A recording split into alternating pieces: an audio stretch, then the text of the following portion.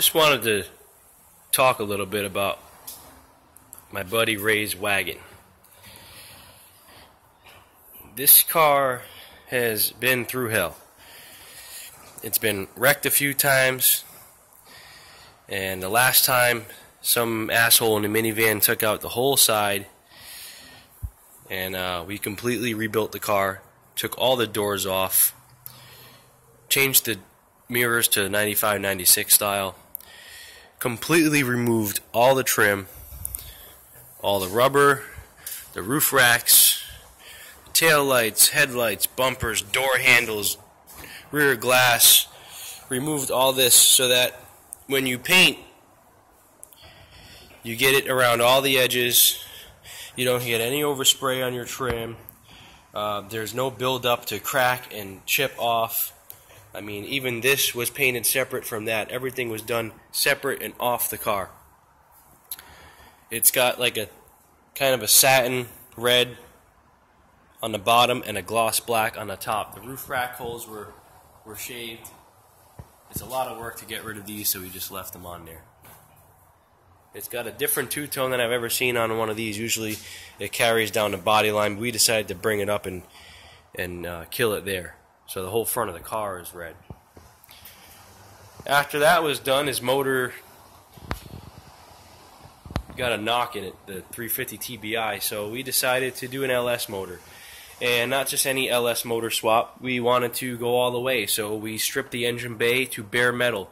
We took all the suspension out, we painted the firewall, the inner fenders, the frame, the core support. This car mechanically is going to be nearly 100% new. The engine only has 30,000 miles, as well as the 6-speed manual transmission. It's got a new steering box, new brake booster, new master cylinder, no ABS. It's got stainless steel brake lines from a boxy Caprice to get rid of the ABS. We're going to have brand new upper and lower control arms, new drop spindles. It's already got a new steering linkage, new springs, new shocks. The control arms are going to be painted a metallic silver.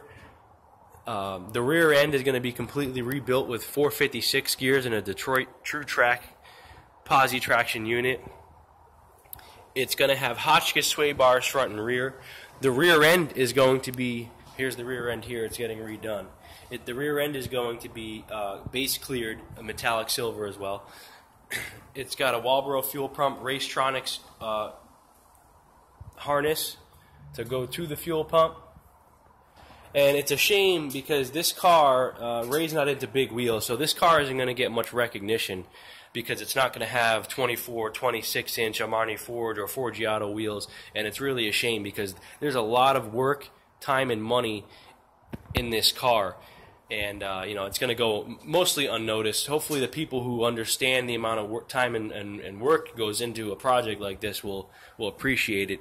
But the majority of the B-body community, all they look at is big wheels and say, "Ooh, that's a nice car." You take a regular wagon that has nothing done to it and you put some 26s on it, it'll be all over the internet. But that's not why we're building this car. We're not building this car for anybody. This is what Ray wants to do, and this is what we're doing. And, it's taken a while, but it's time and it's money.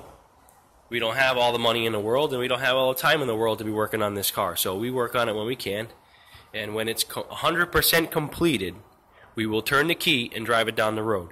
There will be no going back to fix this. We'll do that later. No, we're doing everything now. And hopefully you all get to see it on the road sooner than later.